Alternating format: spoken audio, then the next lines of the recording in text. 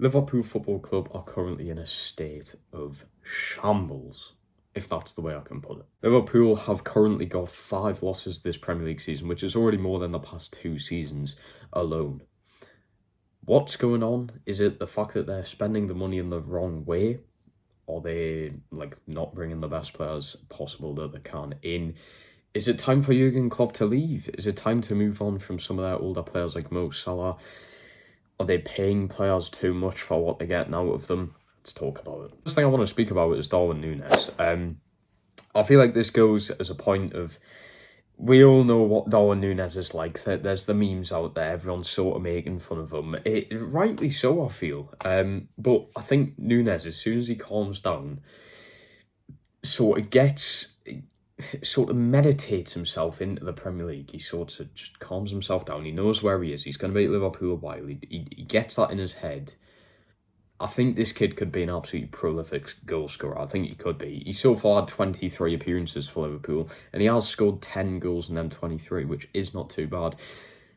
Continuing on with the amount of shots he has on goal each game is nearly fucking 4. He's had about 4 chances every single game to actually score. As soon as he gets a bit more clinical, like I said, more prolific, Núñez is going to be one of the best strikers in the Premier League. So Liverpool fans, that's one thing to look forward to. The next thing you've got to speak about is their midfield. Their midfield is probably their weakest link at the moment, although their defensive errors against Brentford and Wolves were absolutely shocking, especially Wolves in the FA Cup. But the fact that they're having to start Oxlade-Chamberlain does 100% not help. Fabinho's always injured, Thiago's always injured, Henderson is a great captain, just not a good footballer. Curtis Jones just doesn't play. Harvey Ellis just simply not good enough. I know he plays out wide the majority of the time, but when he's in the midfield, he's simply just not good enough. You've got to move on. They brought Arthur in on loan. He was sort of to help with the rotation. Arthur picks up an injury before he even plays for Liverpool. It's like the midfield's a shambles. That's one thing they need to look into. But instead, like I said just before, they spend the money in the wrong way. They've just brought Cody Gakpo in. Yeah, he's a massive talent. You probably should pick him up before any other team does, to risk them using him against you. But you've brought in the wrong player at the wrong time. You don't need Cody Gakpo. I feel like your front three going forward in the rotation between the front three is completely fine. Like I said, Núñez will find his time. It will come eventually. You might just need this whole season, then next season he'll turn into what he should be and what he was at Benfica. I still even think 10 goals in 23 isn't actually that bad, considering he's sharing it with like Mo Salah. I know Diaz is injured, but Diaz was ridiculously good before he got injured. Currently in 6th in the Premier League, 5 points behind Spurs in 5th.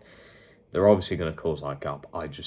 To end all of this, I don't think Liverpool are going to finish in the top 4 this season. I don't think they'll do it. I think Newcastle have a higher chance, to be honest. Depends how Gakpo gets on. He wasn't great against Wolves, but depending on how he gets on, how Núñez sort of finishes off the season, and they've got Van Dijk out for up to a month now, and I'd imagine it'll be even more than that. So you're without Van Dijk for the next 45, maybe even 6 games.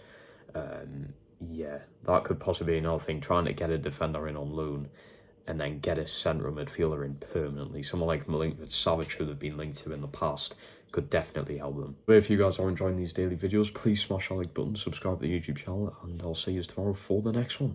Peace.